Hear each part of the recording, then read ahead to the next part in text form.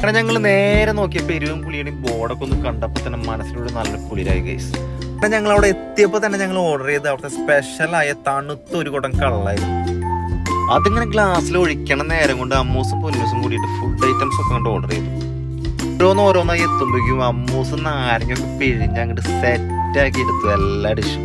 അങ്ങനെ ഞങ്ങൾ ഓർഡർ ചെയ്ത അവസാനത്തെ സംഭവം അങ്ങോട്ട് എത്തി ഗൈസ്. ഇതാണ് നമ്മുടെ മെയിൻ നല്ല ആവോലി പൊള്ളിച്ചത് വാഴലയിൽ. ഒരു ചേഴ്സ് അങ്ങോട്ട് മുട്ടിച്ച് ഒരു ഗ്ലാസ് അങ്ങോട്ട് കുടിച്ചപ്പോഴാണ് ഇതിൻ്റെയൊക്കെ ടേസ്റ്റ് നമുക്ക് അങ്ങോട്ട് വായിലങ്ങോട്ട് കിട്ടണം. ഫുഡിന്റെ ടേസ്റ്റിൽ നോ കോംപ്രമൈസ് ആണ്.